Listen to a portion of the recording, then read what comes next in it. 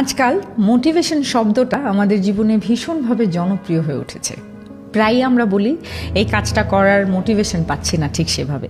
কিন্তু সত্যি কি কাজ করার জন্য মোটিভেশন দরকার, নাকি দরকার ইচ্ছে শক্তি, আগ্রহ আর নিজের উদ্দেশ্য সম্পর্কে স্পষ্টতা?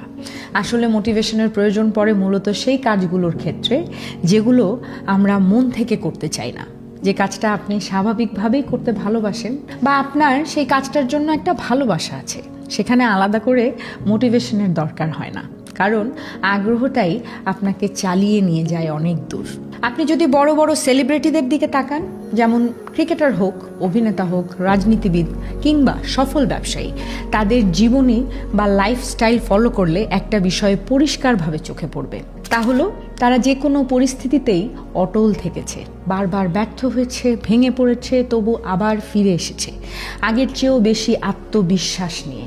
পথের বাধা তাদেরকে কখনো থামাতে পারেনি, বরং সেই বাধাগুলোই তাদের শক্তি হয়েছে, তাদের এগিয়ে যাওয়ার জ্বালানি হয়েছে। যে কাজে আপনার মন পড়ে থাকে সেখানে মোটিভেশনের দরকার পড়ে না কখনো। সমস্যা তৈরি হয় তখনই যখন আপনি নিজেই জানেন না আপনি কেন এই কাজটা করছেন।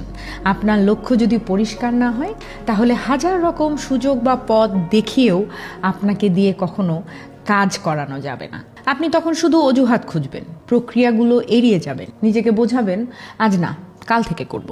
কিছু করার জন্য মোটিভেশন নয়, দরকার আগ্রহ, দরকার কাজের প্রতি ভালোবাসা, আর দরকার একনিষ্ঠতা যা আপনাকে ক্লান্তির মধ্যেও এগিয়ে যেতে শেখায়।